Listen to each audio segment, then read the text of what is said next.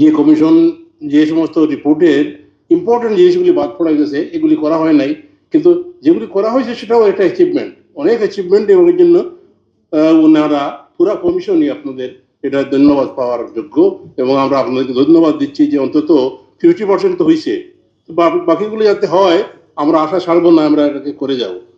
আমাদের প্রফেসর সাহেব একটা কথা বললেন যে ইটার্নাল ভিজিলেন্সটা একটা বই শ্রীমতী, প্রফেসর শ্রীমতী, ওনার একটা টিরেনি, ছোট্ট বই টিরেনি, তো টিরেনির উনি 22টা এই দেশের কারণ দিয়েছেন যে এগুলি করলে টিরেনি আসবে না দেশে, এখন একত্র আসবে না, ফেসিজম আসবে না।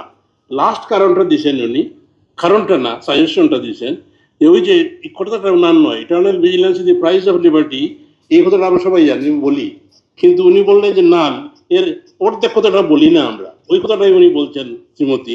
উনি বলছেন যে আমরা কি করব, দি দি দি manna of liberty must be gathered every morning, otherwise it will be rotten. এই যে প্রত্যেক দিন আপনি আপনি যদি না নজরদারি করেন প্রত্যেক দিন এভরি মর্নিং, তাহলে ওইটা ওই আমাদের নজরদারির অভাবে আমাদের এই যে অধিকারগুলি এটা হাতছাড়া হয়ে যায়। তো এই আমরা তো এই যে শুনলাম যেগুলি, এগুলি যেগুলো বাদ দেওয়া, যে যে সাজেশনগুলি, যেগুলো রিকমেন্ডেশন ছিল কমিশন দীর্ঘদিন কাজ করেই তো আপনারা এগুলি দিয়েছিলেন, কিন্তু এগুলা যথার্থ কারণ ছাড়াই এরা কেন বাদ দিলে উদাসীন করে নাই, অথবা জবাবদিহিতার ভাবেই করেছে, এটা যাতে আরো আমরা তাদেরকে অ্যাকাউন্টেবল করতে পারি। অ্যাকাউন্টেবল এই জন্য আমরা সদা জাগ্রত থাকবো। সদা জাগ্রতর কথাটা হচ্ছে যে একজনই সদা জাগ্রত, উনি হচ্ছেন আল্লাহ। তো উনি নাও মানে ঘুম, উনি কোনো ঘুমান না। রবীন্দ্রনাথ ওনাকে বলছেন চির অনিদ্র, হে পবিত্র, হে চির অনিদ্র রুদ্র আলোকে এসো, এরকম একটা কথা আছে। তো চির অনিদ্র একজনই, যে উনি আল্লাহ। তো আমরা চির অনিদ্র হতে পারবো না, তো আমরা যাতে অন্তত দিনের বেলা অত খোঁজ নেই যে আমার এই যে আসন্ন ইলেকশনে আমার যে ডিউটি ছিল এটা করছে কিনা, আমি অন্তত যেগুলি তাদেরকে বলতে পারি, অনুপ্রাণিত করতে পারি, তাদেরকে বলতে পারি কিনা যে এটা তোমার আমানত, এটা একটা ডিউটি, এটা তোমার এটা পালন করতে হবে, তুমি নিজেই বুক দিতে হবে, এবং অন্যকে বুট যাতে সে দিতে পারে তার ব্যবস্থা করতে হবে, সাহায্য করতে হবে।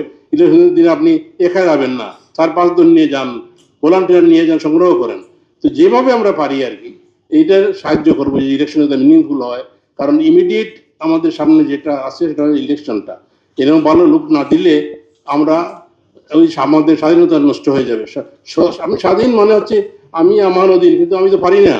এই জন্য আমি কিছু অধিকার আমি দিতে চাই কাউকে না কাউকে, যারা একটা সরকার গভর্নমেন্ট তৈরি করবে।